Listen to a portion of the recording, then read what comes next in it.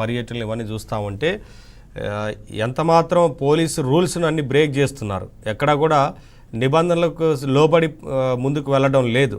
ఏంటి రఫీ గారు ఏం చెప్తారు? అంటే ఏ పర్యటన తీసుకున్నా అదే రకంగా సాగుతుంది. అందుకనే కదా ముఖ్యమంత్రి గారు కూడా కొంత సీరియస్గా ఉన్నారు. ఇదంతా కావాలనే చేస్తున్నారు, ఏదో అలజడి సృష్టించాలని ప్రయత్నం చేస్తున్నారు, తద్వారా తిరిగి మళ్ళీ ప్రభుత్వం మీద ఆ నెపం వేయాలని చూస్తున్నారు. ఇటీవల పర్యటనలు చూస్తూ ఉంటే చాలా సీరియస్గా తీసుకోవాల్సిన అవసరం ఉంది. ఇటువంటి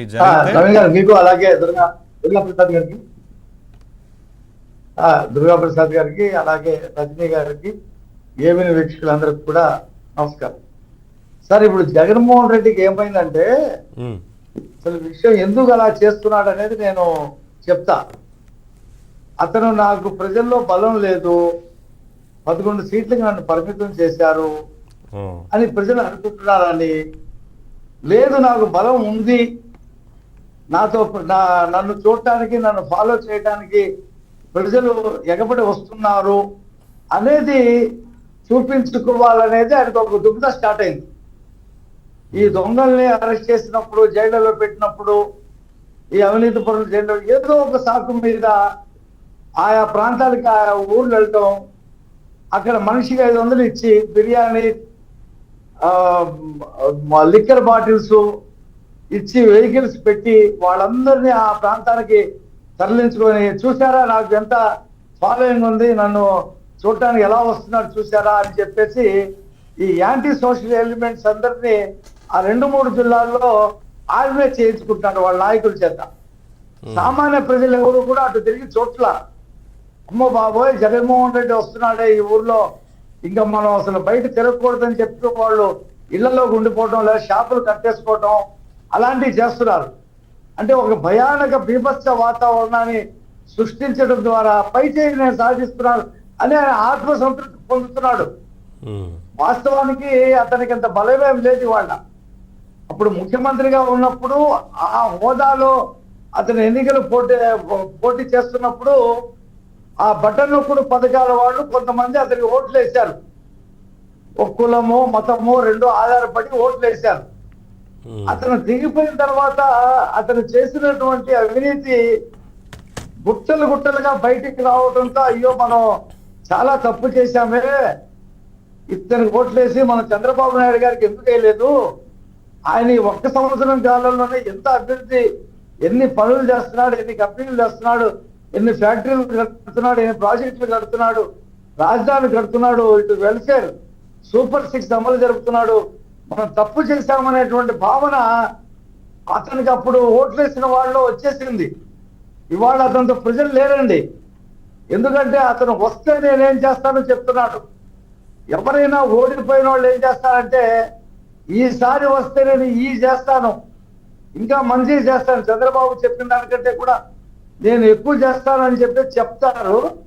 ఆ ప్లేస్ లో ఎవరున్నా సరే ఇతనేమంటున్నాడు, మంత్రుల ఇళ్ళకి వెళ్ళి మంత్రుల మీద అటాక్ చేస్తాం, వాళ్ళని మర్డర్ చేయిస్తాం అని మొన్న నెల్లూరులో చెప్తున్నాడు. మా పార్టీ కార్యకర్తలతో మా మంత్రులను మర్డర్ చేయిస్తానని చెప్పి వాళ్ళ పార్టీ నాయకులే కత్తులు కటార్లు పట్టుకొని రోడ్ల మీదకి వచ్చి రప్ప రప్ప అంటున్నాడు. ఒకడైతే వాళ్ళు పోస్ట్ చేసి గంగానమ్మ తిరునాళ్ళలో ఒక గొర్రెలు నరికినట్టు నడుపుతామని చెప్పేసి ఒకడు వాళ్ళు పోస్ట్ చేశారు.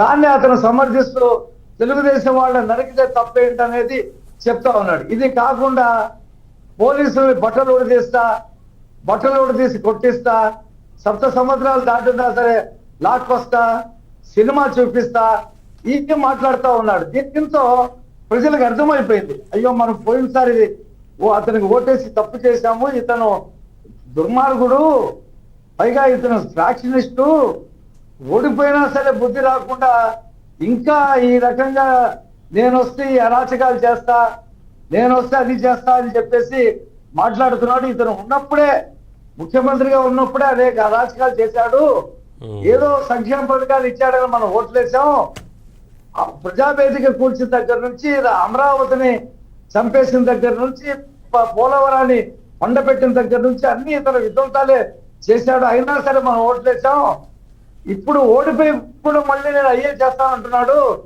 పొరపాటున ఇలాంటి వ్యక్తి మళ్ళీ రాష్ట్రానికి ముఖ్యమంత్రి కాకూడదు అనేటువంటి ఖచ్చితమైనటువంటి అభిప్రాయానికి ప్రజలు వచ్చేసారండి. కరెక్ట్. అందుకనే ఎందుకంటే చంద్రబాబు నాయుడు- ప్రజలు ఖచ్చితంగా మీరు అన్నట్లు ప్రజలు ఆలోచిస్తారు. మీరు అన్నట్లుగా గతంలో 11 సీట్లు ఇచ్చారు. చంద్రబాబు నాయుడు గారు కూడా నిన్న ఎందుకు చెప్పాడు ఆ మాట, కడప జిల్లాలో ఉమ్, చెమ్మనమడుగులో ఈ పెట్టుబడులు పెట్టేవాళ్ళు కొంతమంది ఆయన దగ్గర ప్రస్తావించారు ఈ విషయం.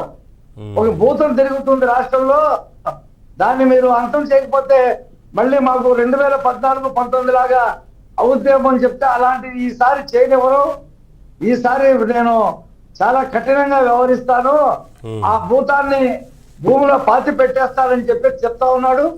ఇవాళ భూతాన్ని పాతి పెట్టడం అంటే చంద్రబాబు గారి దగ్గర ఉన్నటువంటి రెండు అస్త్రాలండి. ఉమ్, ఒకటి సంక్షేమం, ఎవరు ఏ రాష్ట్రంలో చేయలేనటువంటి సంక్షేమం. 34,000 కోట్ల రూపాయలు, 4,000 రూపాయలు పెన్షన్లు ఇచ్చేటువంటి సంక్షేమం ఏ రాష్ట్రంలో లేదు సంవత్సరానికి. అనేక ఇవాళ అన్నదాత సుఖీభావ కింద 7,000 రూపాయలు, రైతులకు మొత్తం 20,000 రూపాయలు. అవును. రేపు మహిళలకి ఆర్టీసీలో బస్సు ప్రయాణం మొత్తం రాష్ట్ర వ్యాప్తంగా 4 రకాల బస్సుల్లో. అది కాకుండా గ్యాస్ సిలిండర్స్ 3 ఫ్రీ. తల్లికి వందనం పేరు మీద 6 పిల్లలు ఉన్నా సరే మా ప్రభుత్వం ఇచ్చింది. ఇక భవిష్యత్తు కాలంలో నిరుద్యోగ వృత్తి కానీ ఆడబిడ్డ సరే రఫీ గారు, ఏదైనా సరే అభివృద్ధి జరుగుతోంది, సంక్షేమం జరుగుతోంది, అలాగే ఇటువంటి విషయాల్లో కఠినంగా వ్యవహరించాల్సిన అవసరం కూడా ఉంది. నేను ఒకసారి రజనీ గారితో మాట్లాడతాను. ఒక మాట అండి, ఒక మాట. అభివృద్ధి సంక్షేమం అనేటువంటి 2 చేతులతో 2 లెంపకాయలు కొట్టి జగన్మోహన్ రెడ్డిని కూర్చోబెడతారు చంద్రబాబు నాయుడు గారు. అదే మేము చేసేటువంటి పని. యా, రజనీ గారు మీరేం చెప్తారండి? అంటే ముఖ్యమంత్రి గారు చాలా సీరియస్గా ఉన్నారు ఇటీవల జరుగుతున్న ఈ విషయాల్లో, అందుకని కఠినంగా వ్యవహరిస్తామంటూ చెప్పారు. చెప్పినట్లుగానే అంటే చట్ట ప్రకారమే వ్యవహరిస్తాం, ఖచ్చితంగా కఠినంగా ఉంటాం, ఎవరు కూడా రూల్స్ బ్రేక్ చేయొద్దు అనేది వారు చెప్తుంది. కానీ జగన్మోహన్ రెడ్డి గారి పర్యటనలు ఇటీవల కాలంలో పరామర్శల పేరుతో చేస్తున్న ఇవన్నీ మీరు చూస్తున్నారు. ఏంటంటే ఎన్ని చెప్పినా సరే అన్ని రూల్స్ని బ్రేక్ చేస్తూనే ముందుకు వెళ్తున్నారు. కానీ గత 5 ఏళ్లలో పరిస్థితి ఎలా ఉండేది అనేది మీకు తెలుసు అందరికీ. సార్, ముఖ్యంగా ఇక్కడ ఆయన్నేమన్నా, ఆయన కుటుంబంలో మహిళలనేమన్నా ఆయన కన్నీటి పర్యంతమై బాధపడడం, లేకపోతే అంతకు మించి ఆ నాయకుల మీద, ఎవరైతే ప్రతిపక్ష నాయకుల మీద కక్ష సాధింపు అనేది ఆయన ఇప్పుడు చేయరండి. సో ఇక్కడ ఆయనకి ఎందుకు అంత కోపం వచ్చింది? ప్రభుత్వం పామయ్యాక సంవత్సరం దాటిపోతుంది, ఈ రోజుకి కూడా ఎవరిని, అంటే పర్యాటక శాఖలో స్కాములు, లేకపోతే గృహ నిర్మాణ శాఖలో భారతీ సిమెంట్ లెక్కలు, గ్రీన్ ట్రిబ్యునల్ మీద అక్కడక్కడ పెట్టిన సంతకాలు, క్రీడా శాఖలు, లిక్కర్ స్కాములు, ఇవన్నీ చూస్తూనే ఉన్నాడు. ఆయన ఎక్కడా కూడా ఒక పెద్ద గజం అంటండి నడుస్తూ వెళ్తుంటే ఎన్నో కుక్కలు మురుగుతూ ఉంటాయట, కానీ గజం ఎప్పుడు వెనక్కి తిరగదట. ఎందుకంటే వాటికి వెనక్కి తిరిగి చూసి మనం